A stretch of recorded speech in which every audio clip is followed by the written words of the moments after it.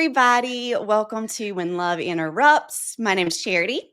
This is my co-host, Travis Smith. And we have a very special guest today, Jay Bakker. Thank you so much for being here. Oh, thanks for having me. We are thrilled that you could come on. There's so much I know we want to talk about with you. I have so many questions. I know Travis has so many questions.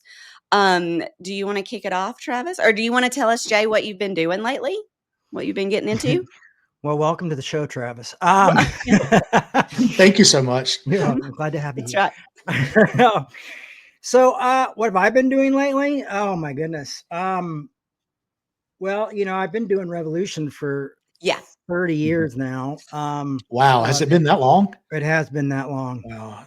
So that's, I can't even believe it. Every day I wake up. I've been working some part-time jobs because, we don't meet in person and we used to meet in person. So we're now all online community ever since when COVID, we just went online, and then I moved to Seattle, and Seattle, they have something called the Seattle freeze. And so it's really hard to get to know people here. Oh, And I didn't have it in me to try to start another.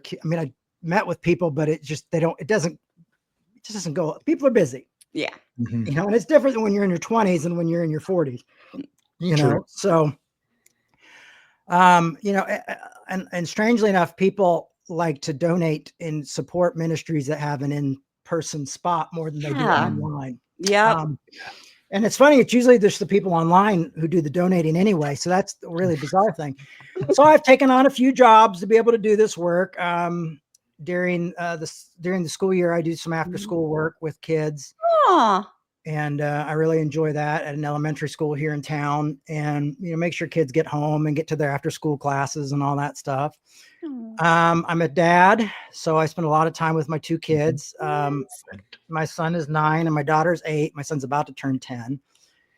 Milo and Minnie, and they're both really fantastic. Yeah, they got great names too. The name. Yeah, and it's Minnie Faye because Faye's her middle name. Of course, so, come on, how could it not be? And I didn't even realize that my grandmother's actual name was Minnie when we named her that. So that was just kind of a cool little crazy thing that happened. So I'm busy with them because it's summer. They're in camp right now, but they weren't in camp last week or the week before. So we were very, very busy. Oh yeah. Like I said, I do jobs where I do painting or I do construction, some like that to kind of help ends meet. Not necessarily where I thought I would be at 49 years old. Oh, but here I am, and so I do that, and I read a lot. I mean, I'm constantly reading and studying philosophy podcasts and different things like that to kind of continue my education. Because I speak every week, and that's I like to try to stay as informed as possible, and probably a little bit of too much arguing on the internet. But besides that, that's what I've been disagree. Up to. I've only seen wonderful things this week from you on the internet. Oh gosh, you should don't go to Facebook today. I am right now. I'm just kidding. Wow. No, you can. I mean, I got hammered by a guy I blocked, and then so I unblocked him, and it was just it's horrible. That's horrible. It seems like that place can foster that kind of environment rather quickly. Yeah. Well, the thing is when it's fine when we're, because one of the things Revolution does is we talk about disagreeing well. Right. I mean, we even have I don't have the sticker near me, but we even made a sticker that says disagree well. Or it might be argue well. I can't remember. I think it's argue. I like both. Yeah. And then we've got grace is anarchy, that kind of thing. And we also have another sticker that says left and right, united in diversity is revolution. But so the whole point is to have these tough conversations. Yes. And then the concept of nonviolence, basically Dr. King's nonviolence is, you never look to destroy the person. The person isn't the enemy, it's the information and it's the thing. Exactly. So you look to restore a relationship or to foster a relationship through those conversations. Absolutely. So I try to do that, but unfortunately, sometimes it'll just, when it usually digresses into like a political type of scapegoating, or like, oh, you're just like your dad, or you're just like this, and they just start going personally. And I'm torn often, because I want to block people like that. But at the same time, I want to have conversations with them to kind of say, like, can we put up a mirror here? And you see, like, this is where humanity is going. Exactly. So it's work. I mean, for me, it's life work. For me, it's 30 years of work. So, and you also get people who are like, well, you just need to get Jesus, or you need to read the Bible, or you're going to hell. And I'm like, listen, if we're going to send each other to hell over political beliefs, we've really not learned a whole lot. We've missed the gospel completely. Yeah. Completely. And I always tend to tell people, I don't think there's anything you're going to tell me from the Bible that I don't already know. Like, I have grown up my entire life. Like, I know it. And I read, I listen to this guy, Dan McClellan, a lot, who's a great biblical Bible philosopher. Well, not even a philosopher. He's a scholar, biblical scholar. And I love his work.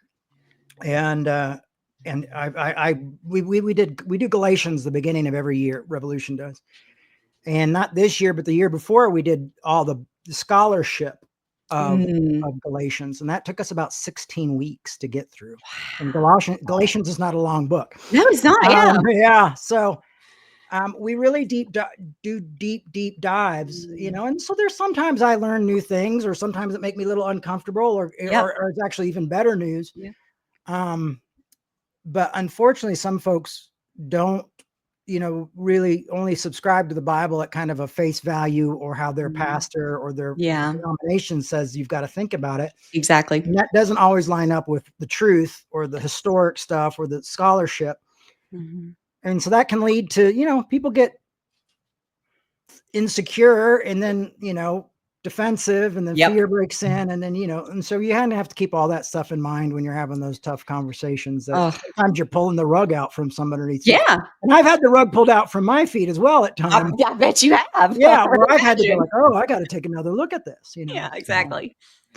One of the things recently that I saw that I really appreciate about what you were doing and the work you're doing currently, it's just how you handled after Jimmy Swaggart died, and you really showed a different angle into his life and your family's life. And I know you took some pushback from folks on that, but I think what you did for me is so important, because you showed we're not monolithic. We're not just one way.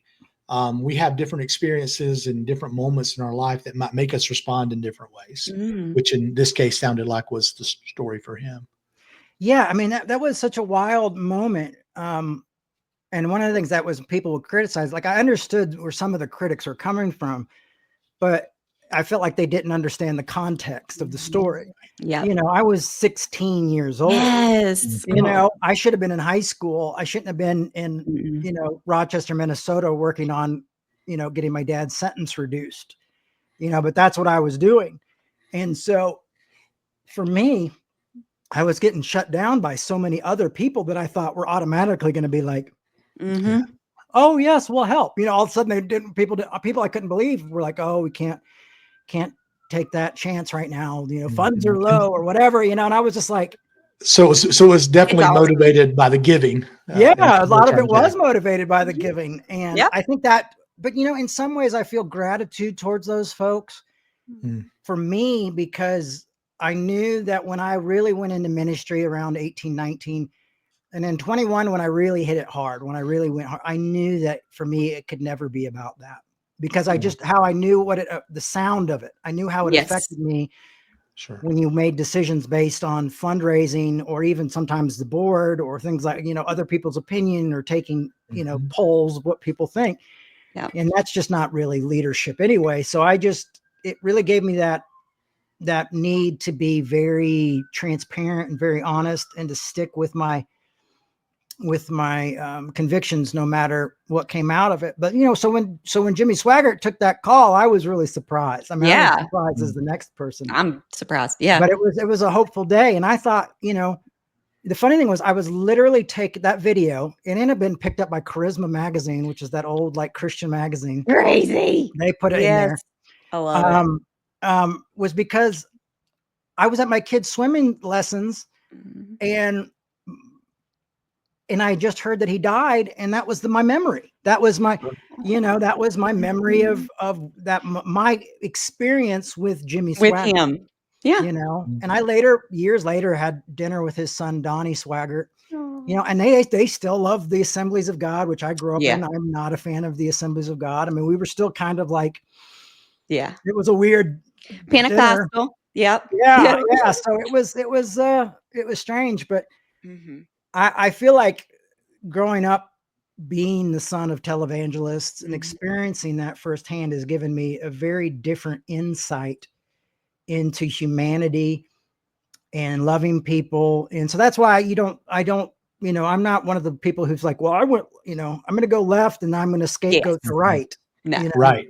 you That's know a what big I'm, respect that I have for you. Me oh, too. thank you. Me too. Well, Yeah. Absolutely. it's not a fun thing to do, It's a honestly, like, hard. It's hard. because because when you try to be, Peggy Campolo said this, Tony Campolo's wife, Peggy Mhm. Campolo, who had a big impact on my life as well. But Wow.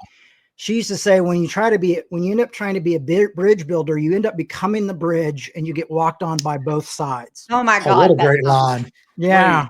And, you I know, and you feel get called it. everything. You get called a moderate, you get called Oh a, yeah. you know, oh, these people are much Left, worse than right. those people. Yeah. It gets Mhm. pretty nasty.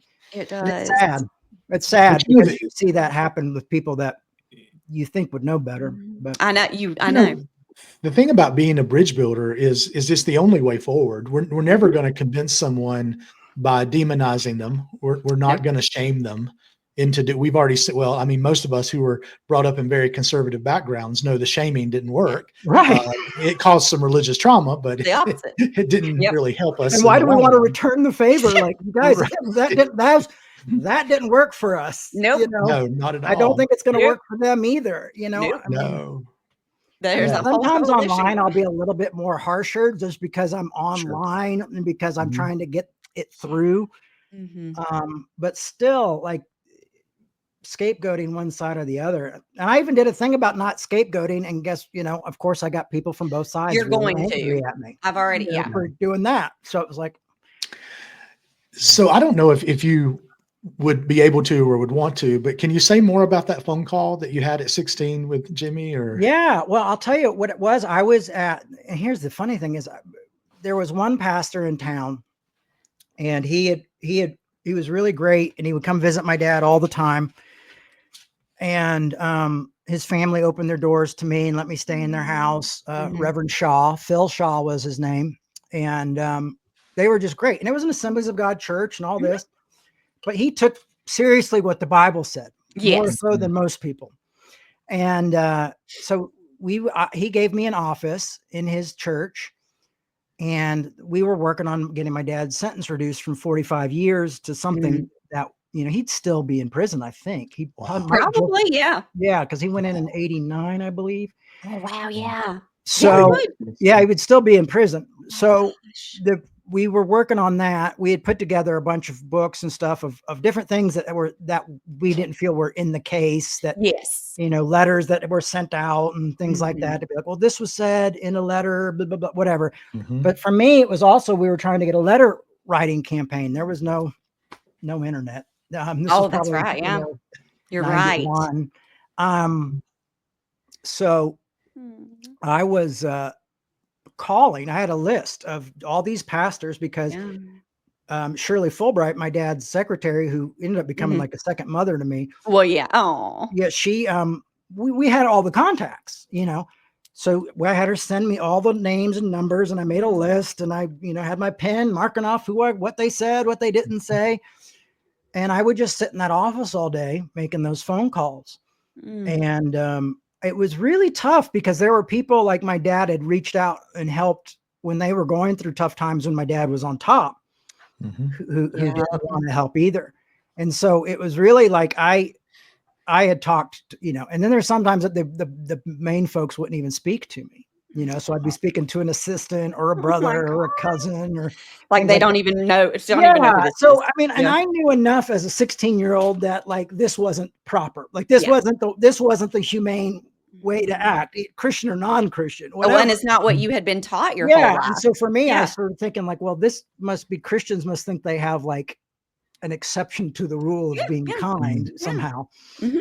Um, but so was making these calls, and I got through to Reverend Swaggart's secretary and said, may I, you know, may I speak with Jimmy? You know, and I figured I would be on the phone with her, and she goes, okay, hold on. And I said, this is Jamie Charles. I had to use my old name. And Yes. Jim and Tammy's son. And, you know, all of a sudden, click, Jamie Charles. You know, I was like, yes, this is Jimmy Swagger. This is, you know, I was like, Jimmy, oh my, I can't. And I mean, he knew.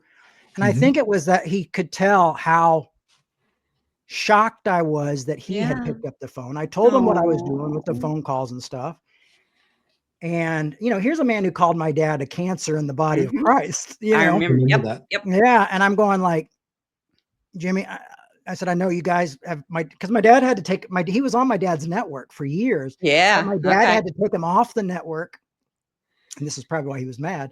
Yep. Because he would preach sermons about certain pastors who were building water parks and hotels and things and how that wasn't glorifying to God. Uh-oh. Yes. Well, you know, here he was on my dad's channel, you know, preaching against my dad's work. But literally what they were on doing. the PTL Club channel preaching against it. You know, I get it. I've got a bit of a rebel in me, so I get it. Whatever. Luckily, my rebellion isn't legalism. Right. Exactly. You know, but you know, growing up, you know, anyway. But so I told him, and he goes, "Well, I've already done all my taping for this year. It's you know, we're done, and it's all planned to go out." So, and well, that's, you know, I was like, okay, you know, I guess I wanted to try, you know, maybe you could put it in a newsletter or something. He goes, you know what? And it was just like he just got hit with a moment of compassion. Yeah. And I mean, he understood what it was like to be humiliated, and what he did was wrong. Yes, And he he made a did. Yeah. mistake. And You're right. it was very Assemblies of God, if you think about it. Like I grew up evangelical, and it was always like, oh yeah, you know, as long as you don't have sex with the person, you're fine. Yeah, everything else is It was a very Assemblies of God way of messing up. I mean, it shows you that how what religion really goes through you. I always thought it was interesting that people didn't talk about it that way. Like, this is what legalism does, you know. But so I was just like, okay. And he goes, you know what? He goes, I've got church on Sunday. I'll tape people asking. I'll ask people to write to your dad. We'll put the address up on the screen. And he goes, and I'll just have our guys edit that into the end of all my talks that are going out. You know, and you know, I was shocked. I mean, I was completely like blown away. I'm shocked. Yeah. Yeah. And I realized the nuances of humanity at that point, you know. Yes. And I just was like, when you are basically the butt of the joke for progressive Christians, conservative Christians, and non-Christians, you know, at that time, everyone was having a laugh. You realize the horrificness of scapegoating, the horrificness of cancel culture. Oh my God. What that really does to a person. There's no redemption. There's no redemption, no grace. None. And at this time, I was by no means a biblical scholar. I mean, I couldn't even told you who wrote Galatians at that time. Yeah. You know, I was, you know, I in between my phone calls, I would be outside chain smoking cigarettes at 16. You know what I mean? That's where I was in my life. You know. Well, you had been through trauma. I mean, I mean, I'm shocked it wasn't a lot harder stuff. And all sorts of things going on in my life, but I was doing my best to get my dad home. Sure. You know. Oh, I know. And I figured I'd figure out the rest later. And so like every night, you know, I would just go home so exhausted. And Pastor Shaw's wife, she sent me a message not too long ago because I was working on a documentary with Vice about my parents, which hopefully will be released one day. Oh, I hope so. Yeah, it's a 4-parter. Me and Pete Rollins and Helen Rollins and Vice. We spent a lot of time doing it. It's pretty good. We got to show it at Sundance, one episode at Sundance, and that was pretty cool. But yeah, so I would, you know, at the end of the day, go back to their house, you know, and they had a son, and he was probably 10 or 11, and we would go downstairs and we would play video games. Oh, you know, we play Nintendo, and we'd play, you know, what was that game we used to play? The Mario Kart together. Oh God, yeah. You know, and I was just so exhausted and so done. And it was nice because when I got the letter from Ms. Shaw, it was like, Mrs. Shaw, it was like, I respected you so much because here you were, a 16-year-old kid who should have been out doing I stuff at know. school and playing Yep. sports and doing all these things with your friends. And you were just Mhm. so focused on getting your father home or getting him at least home sooner. And And even when really you had every right to be just as angry and upset and do that, walk away and just like, Now, I I'll don't tell you what, I did read the Riot Act to a few pastors. I mean, I don't think Richard Roberts ever wanted to speak to me again after I talked to him. Yeah. Yeah. But it's so wild how some of those pastors would deal with it. Like some of those pastors years later would like make a donation to Revolution or something to be like, oh, I'm sorry, I wasn't atoning for something. Yeah, like, Sorry about that time. Your sins are forgiven. What do they call that? Yeah. That's right. They've been given absolution. Yeah, exactly. We'll just ignore Martin Luther right now. That's right. So it was really funny how the guilt would come out with some of these folks. Even some of the folks who would come out and meet with me and talk with me, but would never go quite the far enough to say, well, what I did was wrong. But yeah, so it was heavy. It was really heavy. I'm surprised. How long did your dad end up serving? He ended up serving 5 years. We got his sentence reduced. 5 years in prison and then doing some time in a halfway house. Okay. And then the rest of the time, it was 8 years altogether. He was on, oh gosh, what do they call it? Like probation. Probation. So, you had to go in every day and meet with somebody.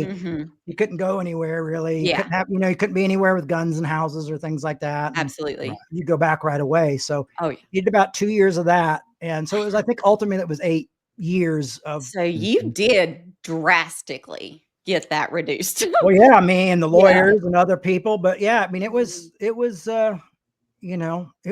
crazy. Cause like one day I was working, his sentence got reduced and then I was out there working some more on his case. And I get a call saying, and I was in Minnesota trying to work on this case in Rochester. And I get a call saying your father's being transferred to Georgia. So that's how I ended up in Atlanta, was because the Polk family, who were pastors there, offered to let me live there so I could be close to my father to visit him. Where was he serving prior to going to Georgia? Was it in North Carolina? No, he was in Jessup, Georgia. No, he was in Minnesota. He was in Rochester, Minnesota, near the Mayo Clinic. Oh, okay. And it was a federal medical facility is what it was called, but it had the chain link fence and the barbed wire and stuff. When I moved, I was living in Minneapolis right before I moved here about 4 or 5 years ago. And right before I left, I drove out to the prison and kind of just had to have some closure that I didn't get to have because my dad was transferred basically in the middle of the night and all that stuff. So I just went back and I looked at the hotel from where I'd stay and the places I went, and I went up to the prison and just was like, all right, I need to close this chapter. I don't want to live here anymore. So. Absolutely. Well, and imagine that was powerful. Yeah, it was. It really, really. And it was weird because I look back and I'm like, I can't even believe I did it. Like I was thinking about it the other night. I was like, I can't believe it. Just this force overcame me. Like I have to go there. I have to make peace with this. So Charity and I both live in North Carolina. I grew up in the upstate of South Carolina, so close to Charlotte. That was kind of our area. Now I live in Asheville. But I mean, growing. My dad was right near there. Oh, really? Oh, his first 2 years. Is it in? It's not Asheville. He was in. It was a little place that's about a little bit outside of Asheville. Gosh, could have been Candler, or it could have been Canton. Saluda. I can't think of. It's where there's an apple festival. There's a big apple. Oh, Hendersonville. He was in Hendersonville. Yeah, Hendersonville. He had a house there next to a graveyard and was in the middle of nowhere. Your dad lives there now? No. That's where he lived right when he got out of prison. My dad was like, I literally live like 20 minutes from your dad. Okay. That's really funny. Yeah, that was, So growing up, obviously, we were in that similar culture and area that you spent many years as well. Yeah.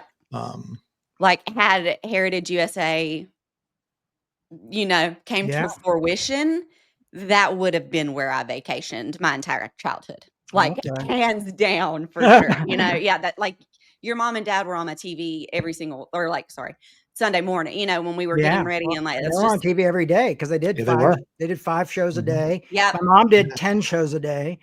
Wow. And they did Sunday. So they were My dad was a workaholic, but so was my Well, mom as well. yeah. My dad more so because he was always building. Yep. Mhm. Oh, Yeah. constantly.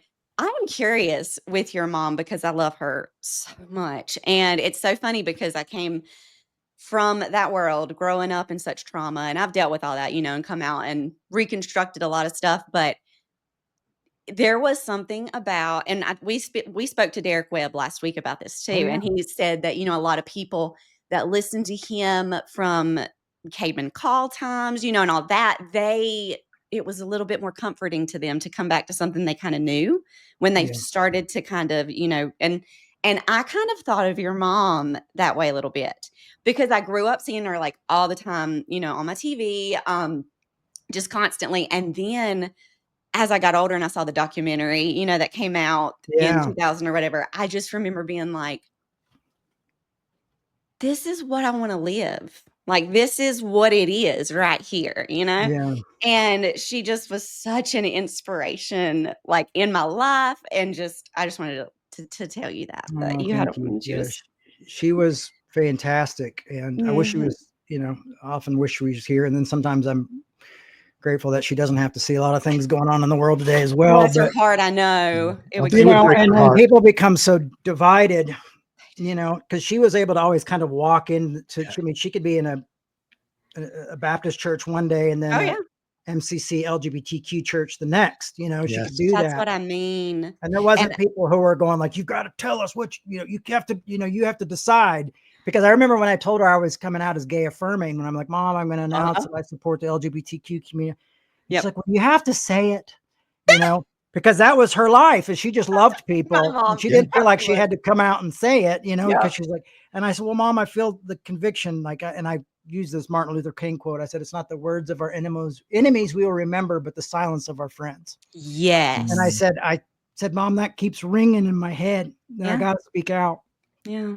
And she goes, "Okay." She goes, I just really worry about what Christians will do to you." She Mm. And knew, that's was yeah. her main concern. And then my Yeah. dad said something very similar at the I'm time too. sure. Yeah, I'm You know, Well, sure. I mean, your mom knew how vicious yeah. people who claim the faith could be. Yeah. And I mean, And she since a had to little look. girl, when she was Yeah. a little girl, her mom used to play the piano at church. And then when she went through a divorce and her husband left her, they wouldn't let her play the piano and all this kind of stuff. I mean, so that she knew, but that's the great thing about knowing that stuff is that she didn't live that through her life. Yeah. Exactly. She lived the opposite. I mean, she's like, we're Yep. going to love everybody. We're going to make Yep. sure everybody knows they're loved. We're going to have people with AIDS. We're going to have gay people. We're Oh, going to have yeah. Mhm. all these people here, and we're going to embrace people, and we're Exactly. going to tackle uncomfortable topics, and Topics. we're Hard going to live life questions. on life's terms. Well, And yeah. so that I mean, obviously, that's where I get a lot of probably my life in Well, my that's what I work was gonna say. from. You kinda seemed like one of the first ones on the scene that kind of Mhm. started affirming, Yeah. within the church and doing those things, and I have wondered, I wonder if that's just your mother's compassion. Like, you have that same heart, like Well, I kind of look at it like as like the Apostle Paul when he was building on the foundation of mm, Jesus, of going like, okay, now we're going to let all the Gentiles in, and we're going to do all yes! this, and like grace Yes. is kind of became this kind of thing that kept the building on. Yeah. Christianity was nonviolent for the first 300 years. Most people don't know Right? that until I Constantine came along. know. No, it's very anti-empire too. Yeah, so they wouldn't Yeah. follow, they wouldn't be in the military, they Nope. refused to serve, they wouldn't Yep. do any of this stuff. So a lot of people don't know the history of the church, Exactly. mostly Christians who don't know that history. Mhm. And then I tell them, and they get really mad at me and tell me I'm bad. Far from it. I know. You're Yeah. going to hell because you You know the are history. waiting But for yeah, you. so I it's know. like it's it's it's bizarre that way. But yeah, so I felt like that's what it was, is that I was just kind of taking my mom's Mhm. work to another level of where Yes. I Mhm. had to be. And you know, Yeah. that's where I talk about that experience as a teenager working with, Mhm. trying to help my family and get my dad sentence reduced really hit me, because I was, I sat down, when I told my board was divided, Oh. Mm. and my one board member who was getting us our grant every year, our $70,000 grant every year, looked right at me and said, "If you do this, the money is gone." Mm. And that was the majority of our, we had a 6 Funding. people on staff. We had Yeah. insurance. I mean, like I've never Oh. thought. It's so crazy because I grew up thinking everything's got to get bigger. We got to do Yeah. more. We got to do more. Mhm. Now I look back and Well, be like, I can't believe I was ever at that point. I don't have, well, I have that's all my you friend thought. Brian volunteers, Yeah. so I knew what was going to happen. And Mhm. another guy was like, I completely disagree with you, but I'll stay with you. I'll agree to disagree.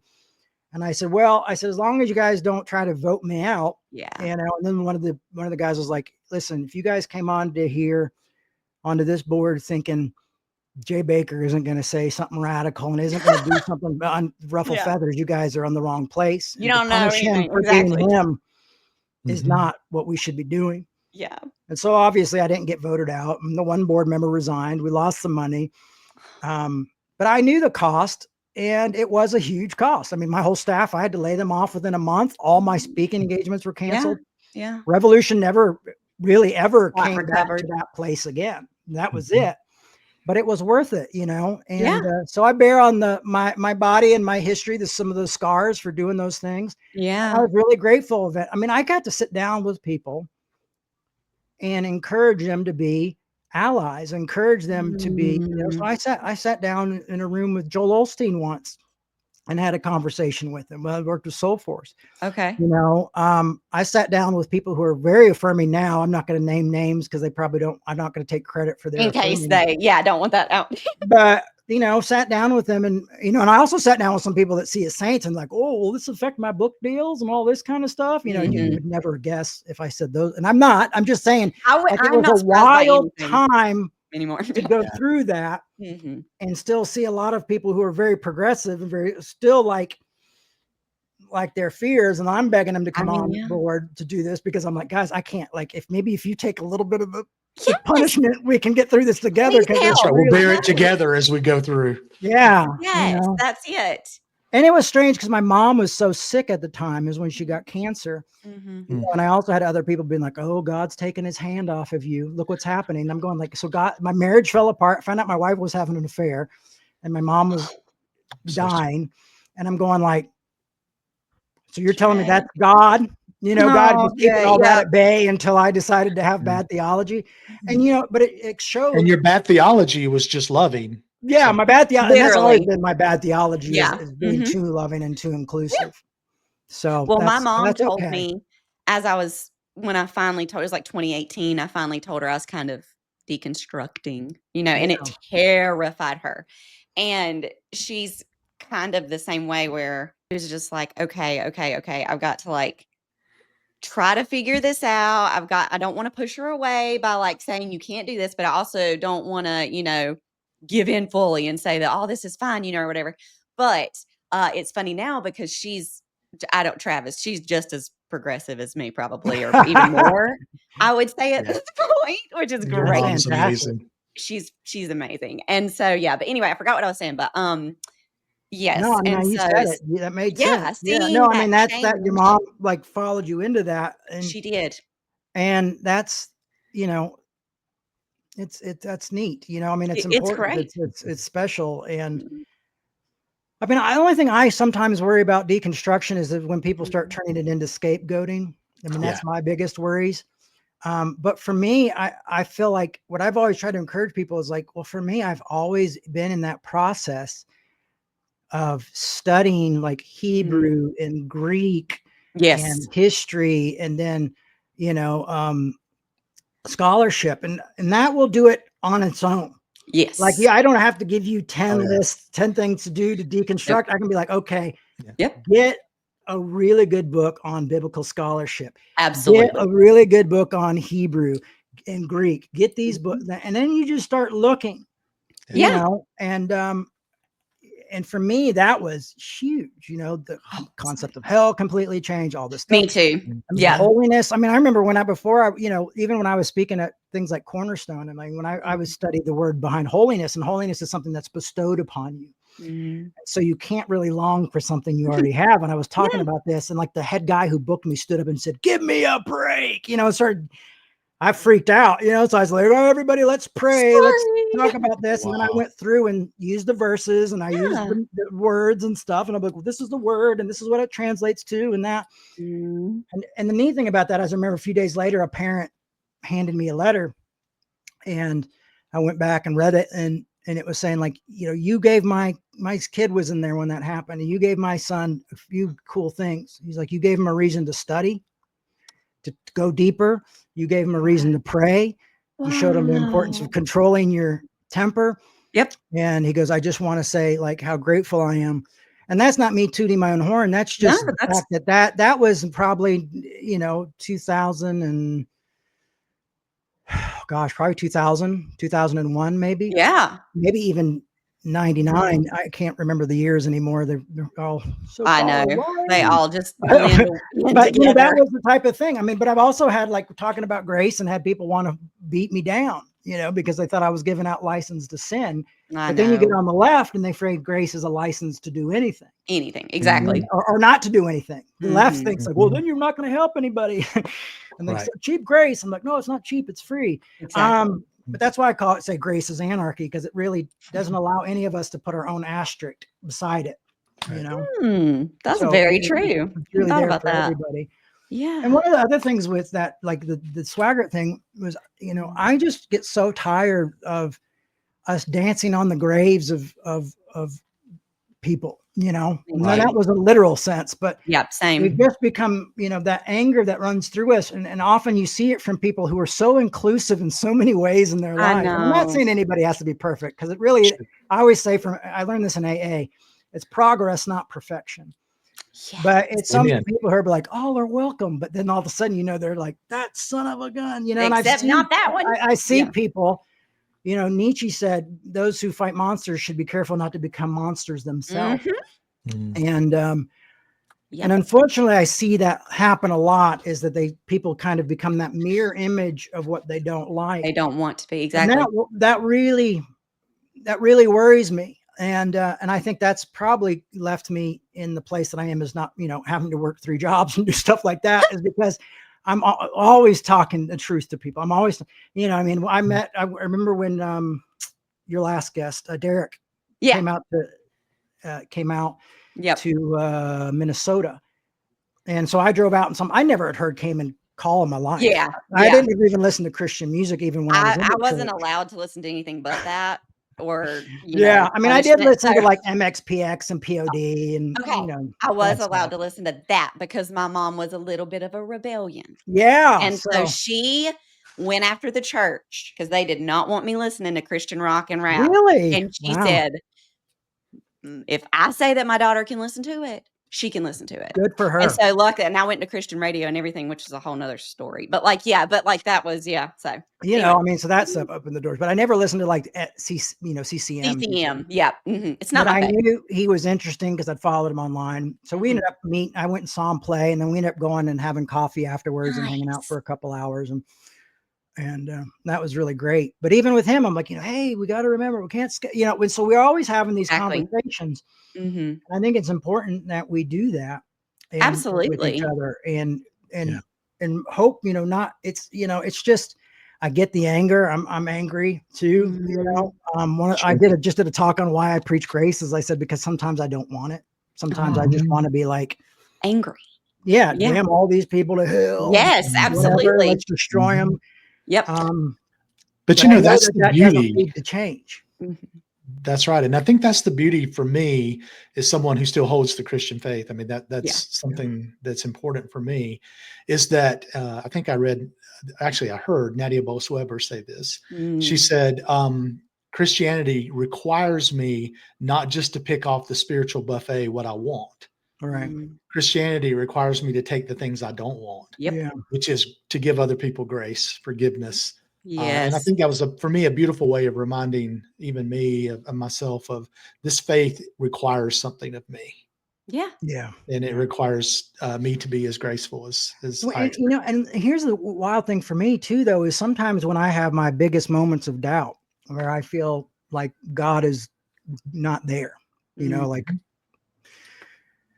I still feel that conviction of those things that are brought to me. I still feel that Jesus thing, and I was reading this really beautiful book by Peter Rollins years ago, and it was talking about Jesus on the cross, and my God, why have you forsaken me? And he said it was almost like a moment of God's own atheism. Wow. Yep. And I remembered a few times where I was like, I don't feel like God's there, but I realized that was, in a way that's kind of suffering with Christ. Yeah. And also, I was reading Dr. King's book, a book about Dr. King recently. And, he really loved Paul Tillich, the theologian and philosopher Paul Tillich. And Paul Tillich had this statement that said, doubt is not the opposite of faith. It's an element of faith. And I was reading this book, how that quote really helped King in his time of studying Nietzsche. Is because he was really doubting his faith. Yeah. And then when he was able to realize, like, this is a process of my faith. Yeah. It allowed him to have even a bigger faith. It's a weird thing. It's like, now that you don't, there's this quote from, it was that movie James Dean was in, East of Eden. It's the book though. It's an East of Eden's book. It's like, now that you don't have to be perfect, you can be good. Rebel Without a Cause. That's the only one I know. No, it was East of Eden. It was the book East of Eden. I didn't hear that. Rebel Without a Cause is great.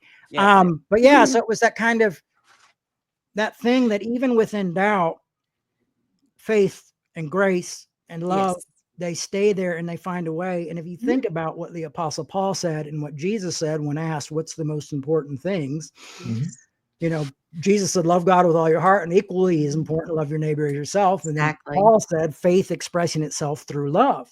And so for me, that's always kept me kind of, so even people who are like, I can't believe you're still talking about Christianity when you know all this stuff about philosophy and psychology. And I'm like, man, it's just, so I can't quit you. You know what I mean? I can't push you. Yeah, exactly. It's like that. It's that grace. It's that message. There's something there to me that's so powerful. That's so beautiful. That made me think of your mom too, though. Like when she brought the pastor with AIDS on the show, and that was such a pivotal moment for, I mean, even I know my mom and dad probably were like shocked, seeing that and stuff. Steve and Peters, that he just passed away, right? About a year. We lost him 2 years ago. He was kind of like a father figure to me the last few years of his life. We became very close. And oh my God. He attended Revolution and beautiful. Oh, I love it. Yeah, that's incredible. I mean, that's the cool thing about this story is it's always intertwined. Exactly. The places that it's taken me, But that's grace in and of itself too. Yeah. That this man stayed a part of your life and your family's life and became the central father figure to you. Like when me and my dad weren't talking, I could call Steve. You could go there. And we'd I'm sure you miss him. I do. I found out he passed away right when I moved into this apartment. Oh. And they called me on his phone, and he was in the hospital, and I thought it was going to be him. It was somebody telling me, because I never answer my phone unless they recognize the number, and they couldn't get a hold of me, so they called me on his phone.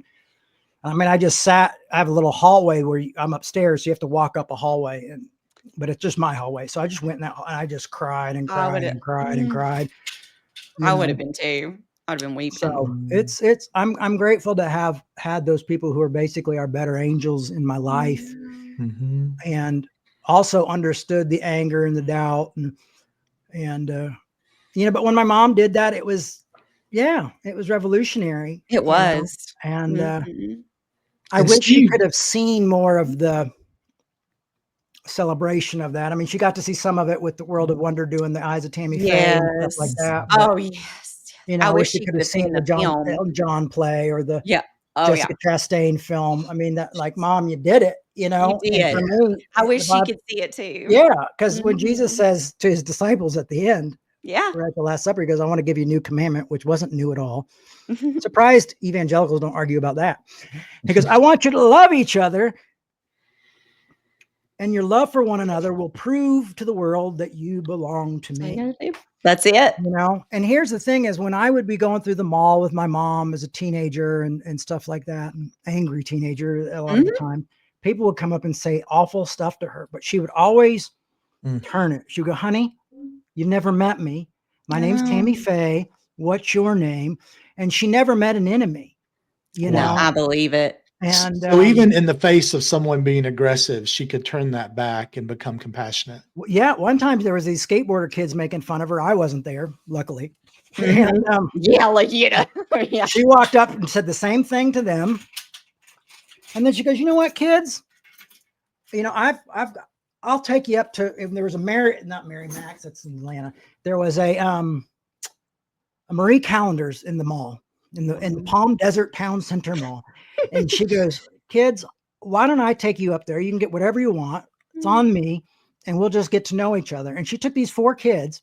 Wow. Up there. And I'm so introverted. I would have been Me too. crazy. That's why I'm just like. And she did it. And she took them up there and spent a whole hour, buying them pie and having, sodas and and talking to these Changed kids. their lives. Yeah. Yeah. I mean, I hope to one day meet one of those kids. I would love that would be amazing.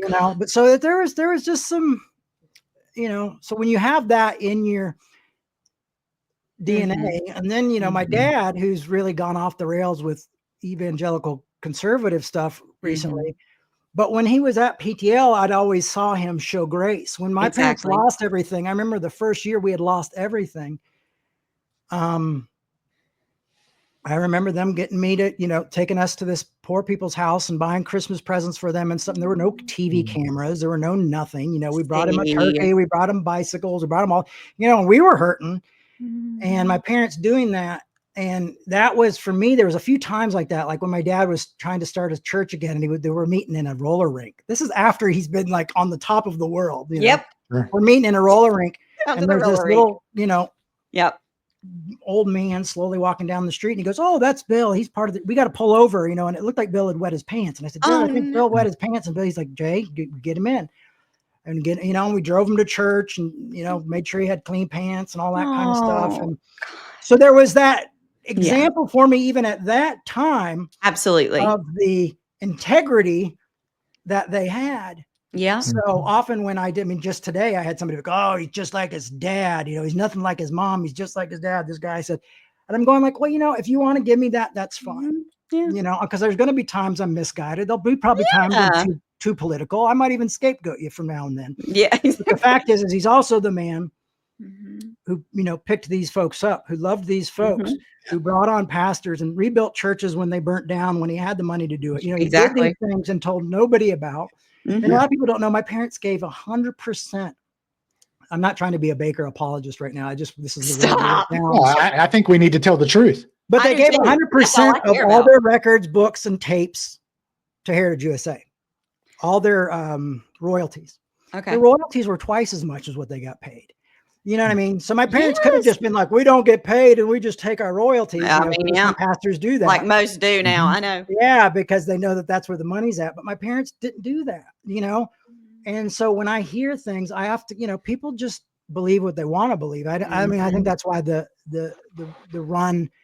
I got to see the Tammy Faye play in England first when it first came out. They flew me out to England to see it, and that was really great. And then I saw it the opening night in New York. Now it only lasted a few weeks.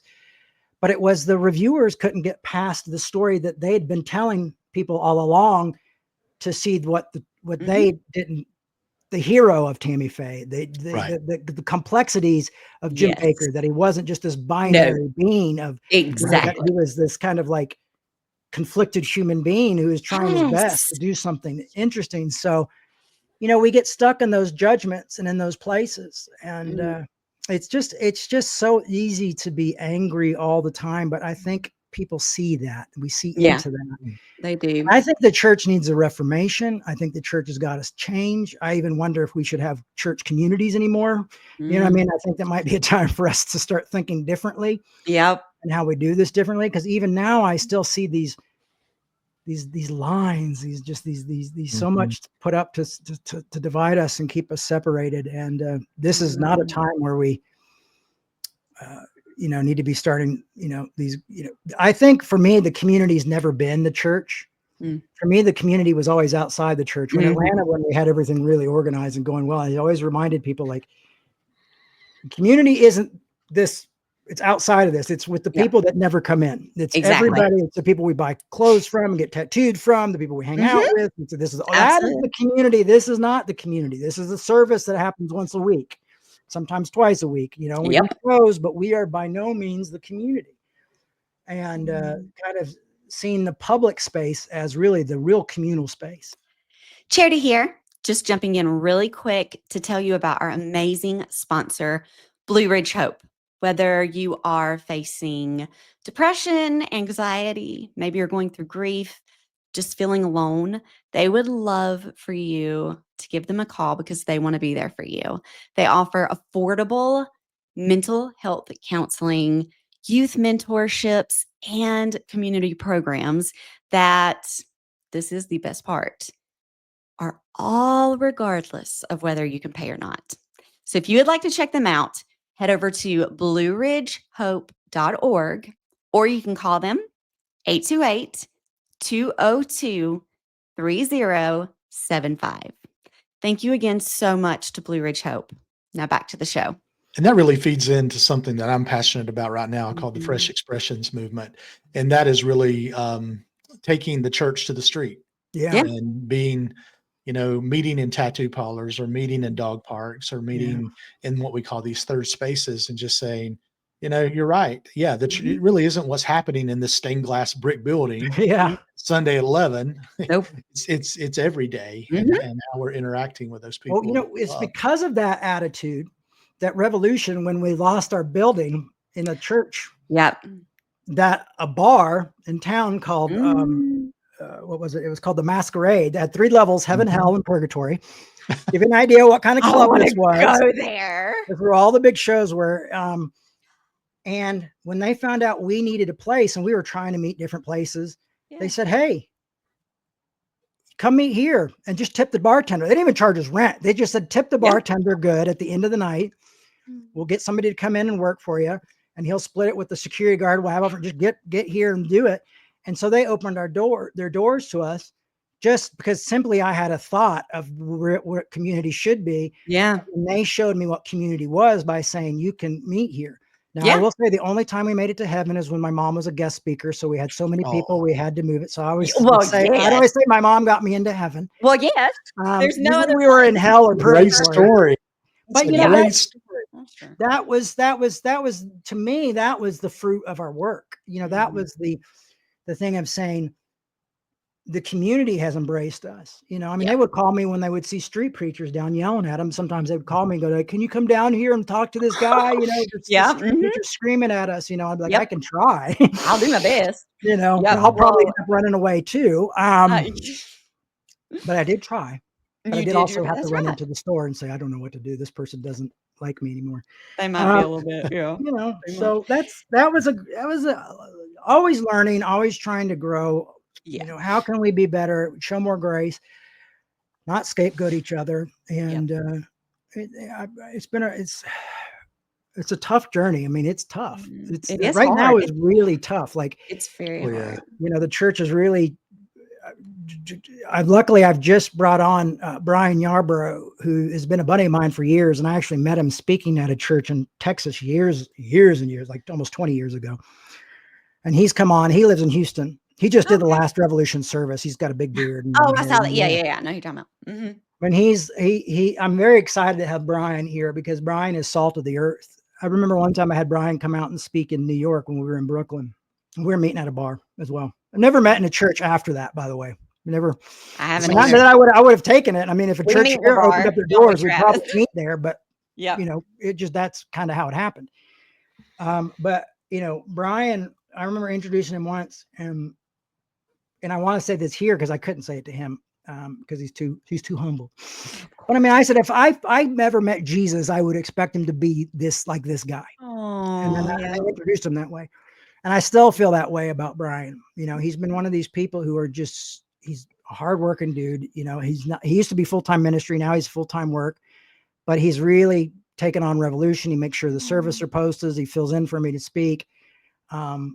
Salt of the earth. And we've been working together now for a couple months.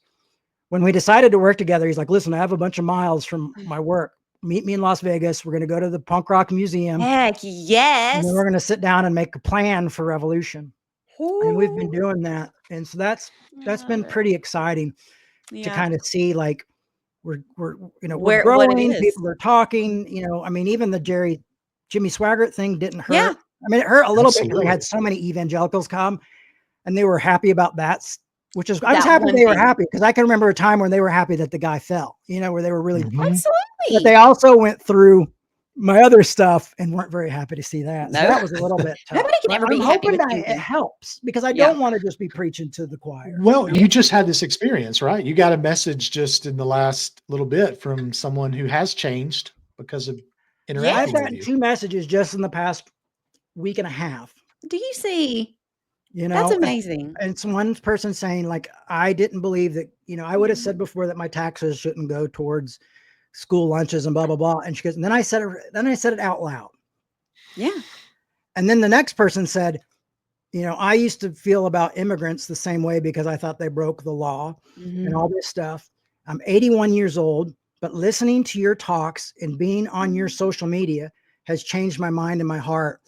And I said, thank you so much. And then they wrote me back again saying like, I'm just reflecting on my life and my ideas and my thoughts. And here's that guy, he's 81 years old, I mean, my dad's 85 and I know my dad is stubborn as a mule, so to be at that age and say, that to me, that counts as like 10 people. Yeah. To have an 81-year-old go like, I'm really changing the way I It's think. really true. So those moments are so valuable to me because sometimes it does feel like you're just kind of hitting against a wall, nothing's happening. It does. And I'm sitting here and I'm painting and then the next day I'm digging ditches. Yeah. The next day I'm, and all I want to do is the ministry I've trained my whole life for, I've been doing my whole life, and keeping that on life support. But you get people like Brian who come in and say, this is important. You get these folks writing these messages to you. And both of those folks, I really hope they know. I mean, that was life-giving. Yes. Life-giving fuel for me. Me too. I was shocked especially the age, like you said, I'm just shocked. So it really did. And it's so great, because I hope I can help people not feel so identified with their political party, right? And not having a golden donkey or a golden elephant or a golden eagle or whatever. Like we've really allowed this kind of nationalism on both sides. Because I saw when the race started happening, I had some of my progressive friends being like, stop talking about Gaza, you're going to screw things up. And I'm like, yes. And like, I'm like, like, this is my conviction. Like I got it. And I lost a lot of people because they thought I was, I even had one of the people work with me like, oh, you might as well vote conservative because you're, and I'm like, no, because people are so not used to seeing someone say we can't be in this goody and baddie binary thinking. Right, because the world isn't that way. And I'm a lifelong Democrat. I was a lifelong Democrat. Now I'm neither party, but a lifelong Democrat. And so even in my younger years, I was dealing with this stuff. But now I've had to look back and go like, okay, well, what Clinton did to, African Americans and that law that put all these people in prison, that was awful. I mean, you have to go back and accept that, okay, these people are playing games too. Absolutely. These people are playing the stock market just like, you know what I mean? And you have to go like, I love Obama. They're sending billions for bombs. Yes. And he did drone strikes. I mean, it's like one of those things. They called him the reporter in chief. Yeah. So those are the things like for us, if we love something, we've been told we can't speak critical of it. Yeah. And I think that's unfortunate. There are even times where I'm going to disagree with the Apostle Paul. I'm going to disagree. I might even disagree with Jesus and things like that. Yeah. And James and some of these other folks. Yeah.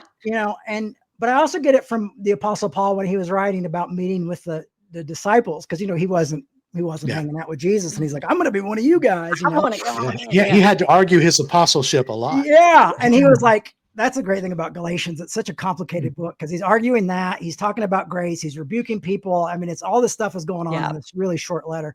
But at one point he says, but they're, but who they are and what they are doesn't really matter to me because God has no favorites. And I just remember growing up always hearing, sometimes I still hear it, like, you can't question the man of God. They're men of God. They're you can't question the anointed. And I'm going like, well, I mean, I understand where you're getting that from, but I also understand what what the Apostle Paul said and how Jesus spoke to people who were considered the anointed of God, Yeah, they were not fans. Yeah, exactly. So it's complicated. Like I said, it's progress, not perfection.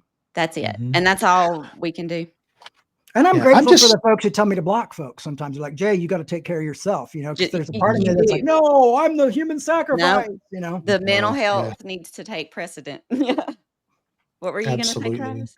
I was just curious, what do you think changed their views? I mean, at 80 something years old, because, we're not, as we said kind of earlier in this conversation, shame's not going to work. You know, being angry with someone's not going to work. What do you think? I honestly, there was one time I wrote some stuff that I didn't allow any comments on. And I wrote something, and then I wrote a bunch of my own comments below. And I just really was like, could you imagine if Jesus said this, this, and this? And I just let go. I love and I think it. that might have been helpful. I bet I it was. think back, back when Dr. King started speaking out against the Vietnam War, it was because he opened up a magazine and saw pictures of these children blown to bits or covered in that stuff that was burning their skin and all that the stuff. ash, and I know, And he said, I can't be silent anymore, and I've betrayed these folks. And he comes out and speaks on their behalf. During the civil rights movement in Birmingham, there was a famous photo of this young man with a dog coming after him. And this young man wasn't even a part of the march that day. He had just left school and wanted to go see what it looked like. And so this picture went all over the front pages of America and changed a lot of people's minds on how they felt. Now, we've become a lot more numb to that stuff because of social media. But I have kind of hit some things hard when I see crying children and families being torn apart. I'll put those things up there and say, hey, let's think about this. This is not the way to handle this. And sometimes you have to see the gruesomeness. So I think some of that helps, but sometimes it doesn't help. I had one guy where I put up a thing of this little girl crying yesterday. This was just yesterday. And I didn't even allow comments because I was just like, I can't, and then all of a sudden I saw somebody share it, and I looked where they shared it, and he wrote this whole thing about why it was good, what was happening to these people. And then this is also the same guy who, was later like, you're just like your father, and it's just, but the point is like, it makes me worry about the future of humanity. It makes me worried that we become so cold and jaded. And so people don't realize, like, when I call out my progressive friends and my, folks like that, when I'm saying like, hey, don't dance on the grave, hey, don't do this, it's because I see people who are so jaded and so angry and so hurt. I just don't want to see them turn into that. Exactly. And it's not me trying to own anybody or be right.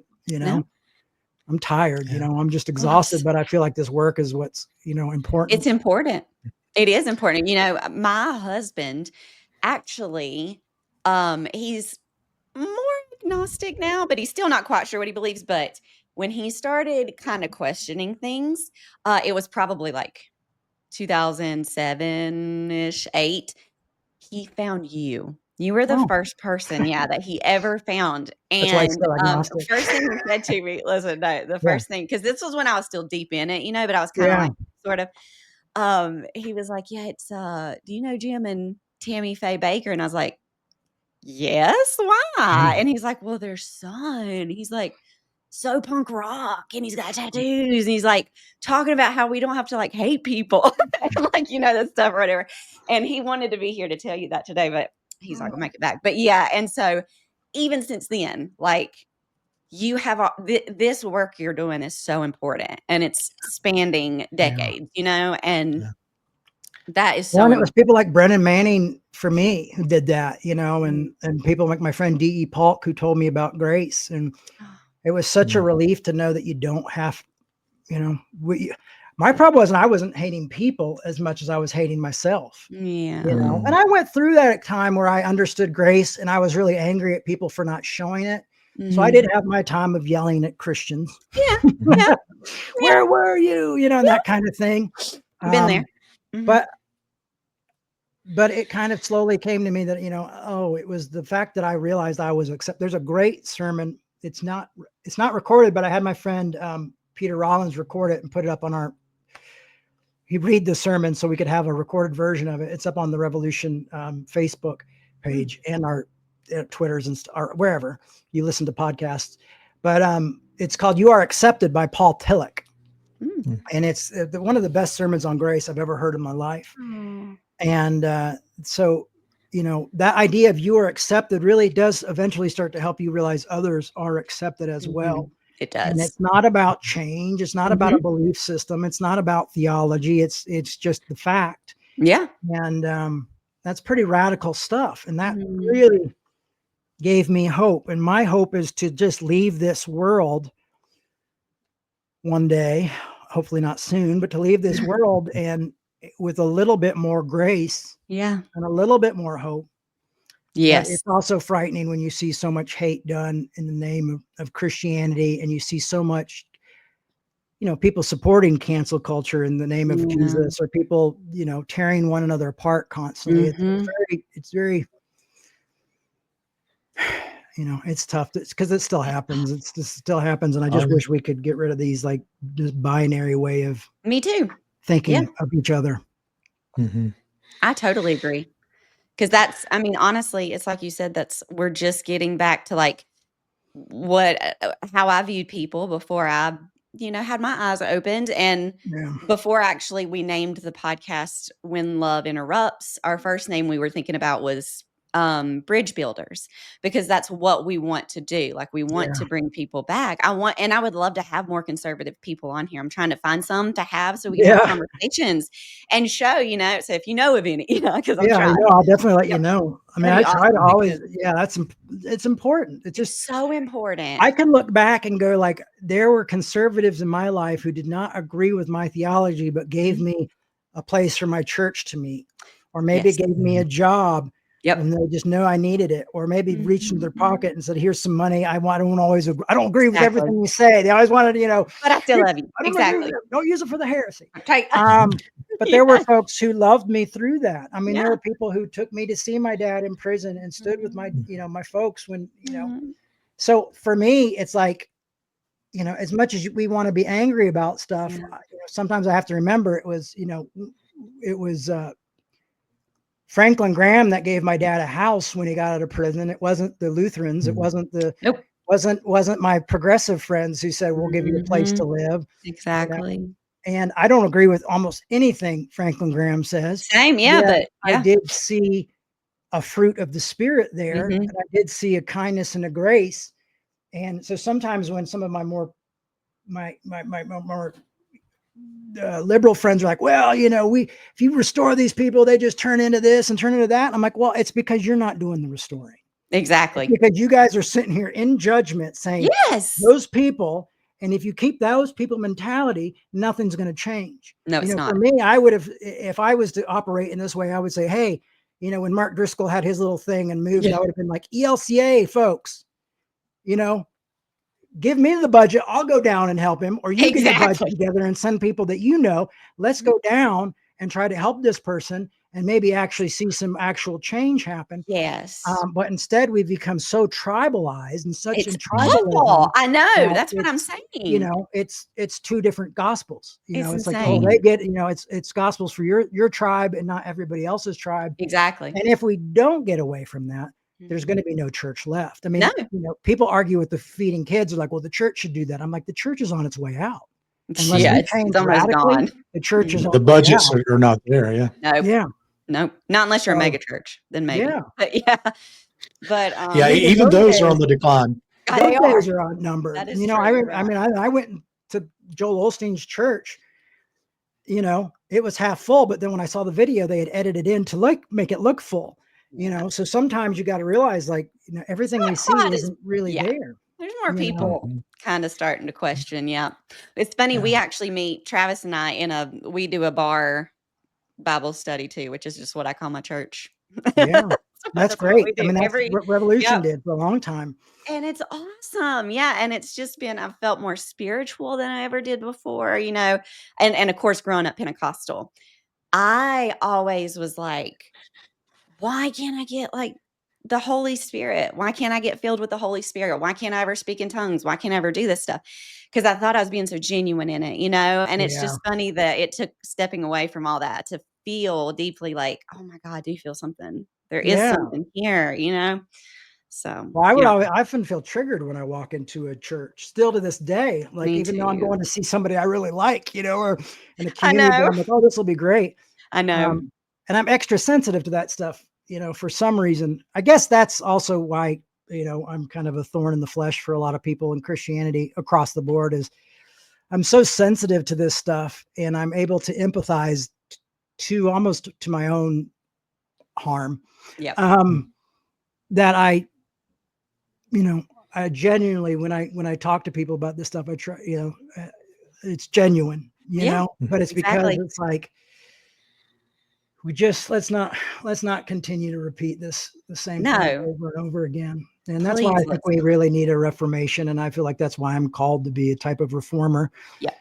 I'm not reformed. I mean, not a reformed person, but I would like to help be a reformer. And well, I think you have been. I think so too. Yeah. There's no question. And, go ahead. I'm just curious. This is totally changing the subject, but it's because of where we live, and many people listening live in the area that we live in. Do you ever make it back to South or North Carolina, Fort Mill, Charlotte? Do you have fond memories? I'd love to, because I have my nephews, my sister's kids, James and Jonathan, are near Indian Trail. Yeah. Oh, okay. Yeah. That's really close. Yeah. They work at a really cool bar down there, and they do like game nights and things like that. And I love those boys, and I haven't seen them in a while. No, I don't make it down much. I can't barely afford a plane ticket. My girlfriend lives in Colorado and just went through breast cancer, and oh no, that was pretty. She's in remission. Yeah, she is she was in remission, but she had to have surgeries, and and it's been just, so when you're living on this tight budget, like if I had my full pay, I would actually I would love to fly down to North Carolina and spend some time with the boys and introduce my kids to them. And I did get to see them. I got to come down to North Carolina when we were doing that documentary, because here's another point of conservatives helping. Rick Warren? Yeah, probably. Saddleback. Oh, not Rick Warren. Rick, the guy who owns Heritage USA now, the hotel. Rick. Oh, God. Oh my gosh. GuideStar or Sky? Something Star, but Rick, it's not Warren. It's Daystar. Rick. Daystar. But his name's Rick something. Yeah. I can't. I don't know why I can't get his last name to come out. But when my mom died, I knew they had storage, and I had to figure out what to do with my mom's stuff. And so they gave us a little warehouse to put my mom's stuff in. And so when we were doing this documentary, we flew down, and I got my nephews down there, and we filmed and went through some of my mom's stuff and used some of the photos and things for the doc. And so I got to be with them, and it was great. You know what was one of the most powerful things is I was leaving North Carolina, and the TSA agent, looks at my thing, and he goes, "Oh, I know who you are." And he goes, "I just want to let you know, I love your family in North Carolina. We love your family, and we're grateful for you." And I just was like, because the Charlotte Observer was always so horrific to my parents, that I always felt like I was a man without a home, and that's where I was born and lived there till I was 11, and then came back and lived there a couple times with my dad after he got out of prison. So that was really huge for me. Like, if you notice, sometimes if you'll see me, I'm wearing a Charlotte Hornets hat, and it's not because I don't play. I'm not into sports. Me neither. It's just, I lived in Brooklyn, and I liked, I like it. I wear this hat. And Charlotte Hornets is just because, it's kind of me in a way reclaiming my own hometown. Again.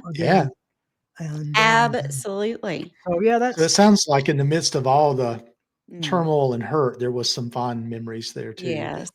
There were some great memories. I mean, I got in some trouble in Rock Hill, I'll tell you, right when my dad got out of prison. I was driving down to Rock Hill to see my best friend Scott, and we got in some trouble. And I was in the best part was that I was in the car I was driving belonged to I said his name earlier.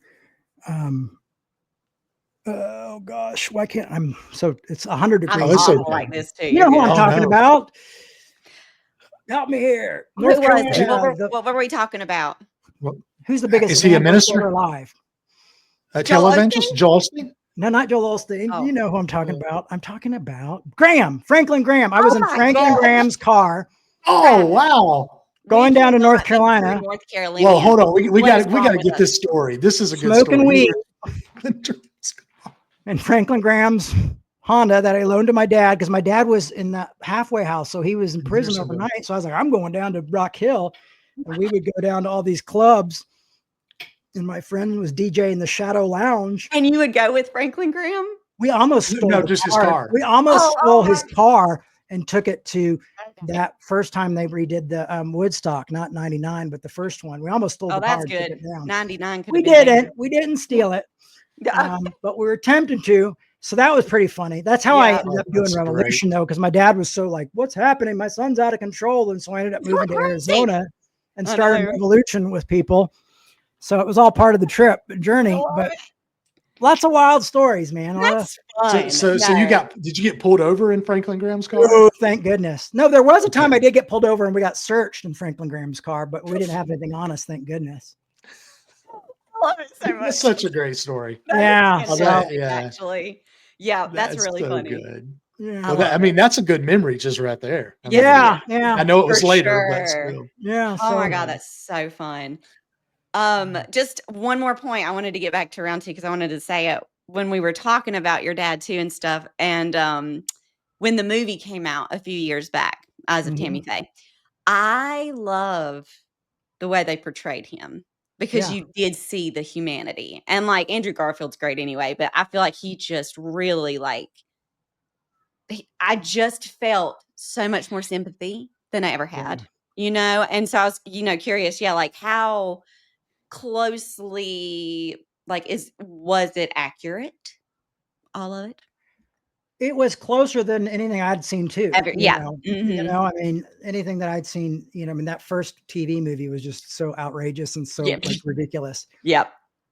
And the weird thing was I called Andrew. And it was funny because he was about to be on the Tonight Show. And I call Andrew Wow. Oh my God. and I said, buddy, I said, thank you so much for portraying my father as a human being. And he goes, oh, really? He goes, I feel like I failed him. And I said, why? He's like, well, your father is just so complicated Complex. a Yeah. human being, and he's got so much in his life. And he goes, I really wanted to present more, but they kept reminding me that it was, this was the eyes of Tammy Faye, not the eyes of Yeah, Jay Bakker. not Jim Baker. Exactly. Yeah. And he goes, and I felt like I was constantly fighting with them to shape your father into more of really who he was, because he really went in depth with them. And, somebody calls me the next day and they're like, hey, did you see Andrew Garfield on the Tonight Show? And I go, no. And they're like, he just talked about talking to you on the phone and about how much you appreciated him. Can I live your life? I just want to live your life. Humifying, showing your father in a human light. Of course, the host was like, whatever. Yeah. But it was still. Well, I saw him in an interview say one time, he said something like that he really just loved this character because he saw it was so complex and that he could see how your dad's motivation started out so genuine and pure. And he really wanted to portray that. Both of them, they set out to really And I've seen him defend. One time heard him on the podcast and someone said, oh, and then that rotten, thief Jim Bakker. And he goes, no, it's way more complicated than that. It is. So that was, when you see like Spider-Man, one playing your dad, much less defending your dad. Right? I know. It's insane. It's pretty amazing. I'm really bummed that the play didn't make it. I wish they would do a video of it and release it because it was really well done. Literally go and pay and fly. And didn't Elton John have something to do with that? Elton John, produced the whole thing. He also, Elton John and David Furnish, Elton's partner, produced that, but they also produced the documentary we made called Better Angels about my mother. Did your mom know him? Hope to come out. No. Never met him. That's amazing. I love Elton John. Yeah, that's awesome. It was really cool. I actually got to go down there when they were doing a run through because they had done some changes for the American show. Wow. And I got to sit there and I got to speak to the whole cast and really got to know some of those folks. And, that's awesome. Yeah, it was really cool. They had me down for the premiere and that was great. And, I remember seeing pictures of you there. Oops. It was wild. It was so, it was, I got to meet Michael Stipes. Michael Stipes was there and oh my God, that was really cool because, REM really helped me get through ninth grade. A lot of stuff. Yeah. So wait a minute. I have a question. And this is something either in my mind is cloudy, but did REM record their music in a studio in Charlotte? So it had something that was connected to your mother somehow. I went up. I don't ever chase down celebrities in New York. But but I chased down Michael Stipes. I'm like, I got to meet him. I grabbed Jeanette, my girlfriend. I said, we got to go find Michael Stipes. We found him, ran down there, and he goes, I want to tell you something. And I go, okay. And he goes, when we were recorded at a studio, the same studio that your mom recorded on our first 2 albums, because me and your mom had preferred the same microphone, you know. And he goes, I always tell people that I recorded those albums on the Tammy Faye mic. Oh. And I guess someone from PTL came down and brought him some stuff and brought him that book, Run to the Roar, and he read it. But it was just such a neat little thing because, you know, here I am at the play about my mom's life talking to Michael Stipes, and I'm trying to tell Michael Stipes, you know, hey, that Out of Time album Changed my life. Yeah, really helped me get through a really horrific time in my life. You know, and here he is telling me like, well, you know, we did this thing and your mom, you know, spirit was in it, you know, and he's like, and I had to come out and see, you know, he's coming out to see this thing about your mom. So that is incredible. Moments like that are pretty incredible, you know. You know, at the same time, I had just, you know, to go to that, I had to put my brand new pair of Dickies on what is it, Colima, where you have to pay and pour. You know, I'm broke. I'm like, I'm hanging out with Michael Stipes. Yeah, that's fine. You know, he doesn't have to know. So that's just, you know. But isn't that kind of like the core of early Christianity? I mean, most lived rather sparsely, but yet they were so influential and in places influencing others. And it's not saying it feels good. I'd rather just know that than try to live it. But you know, everybody's like, well, Paul was a tent maker. People love that stuff, you know. And I'm going like, I know. I don't want to be a tent maker. I just want to run revolution. Exactly. Absolutely. But you know, if that's, I guess it really put the rubber to the road for me, though. I guess because I could just stop and go do something else. Oh yeah, for sure. Anything, and make a lot of money to be happy. Well, not happy. I don't need money to be happy, but I just like to get by. So I can make more money just to get by, and then not have to worry about, I'm going to pay my rent. Am I going to have enough money for groceries? You know, that kind of thing. Exactly. Which is just a constant right now, and is I get it. You know, it's tough because people think, well, I've released 3 books in my life. Yeah. There was a documentary about me, you know, and my family is famous. They think, well, oh, there must be. I'm like, nope, there is nothing. It's, you know, it's just me. It doesn't work that way. No, living life on life's terms, you know, doing my best I can to make ends meet. But it's always, you're going to have those times where it's just, you're kind of fluctuating. Yeah. But I have, but I understand that 60% of Americans are living in poverty. Exactly. I understand what it's like. Like recently I have healthcare, you know, and they told me because my checks have been cut in half, they told me I made too little for this one part of healthcare that I got. So they switched my healthcare down, and now my doctor's appointments and everything are completely null and void that I had. I need to go get a colonoscopy. My mom died from colon cancer. And exactly. This is my second colonoscopy. So I'm having to like navigate this stuff. I also have ADHD and things like that. And it's exhausting and it's tiring and it's overwhelming. But that allows me to know what people are going through in this moment. And maybe why they think they can put so much hope. They think that maybe the politicians are going to change things, but I don't think they will. I think the people, it's going to take the lead, so the leaders will follow. And for sure. And see that we're all, we live in the richest country in the world. And, you know, most of us can't afford basic needs. Something's wrong. You know, we're spending billions of dollars on wars and on ICE agents and things like that. And it's just we're in a, it's not a Christian nation, you know. I mean, it's just not. No, exactly. Supporters of violence across the world, and we need to wake up and see that. And that's not a Democrat or Republican thing. No. Democrats love war, if not more. It always lining all their pockets. It's all the same. Yeah, it's. And I understand it's complicated. It's not black and white. It's not easy to be in that position. It's not a position I'd want to be in. Exactly. But I think we still have to hold both sides to account. Absolutely. And that's where we should be worried about accountability. Yep. You know, I mean, I get it. We want our preachers to be right, but the preachers aren't going to make it if you can, you know, pay your bills, or if someone dies because they don't have health care or they don't have veteran rights or things like that. Exactly. And so we do need to realize that that's valuable too. And if we allow grace and love and forgiveness to be a mindset, it is going to set you in a way, and it might set you a little to the left. I mean, I'm not going to argue that. I get why people can accuse me of, and I'm like, no, I'm a leftist. I'm even further than the left, You don't even know. but they don't, they don't want to hear it,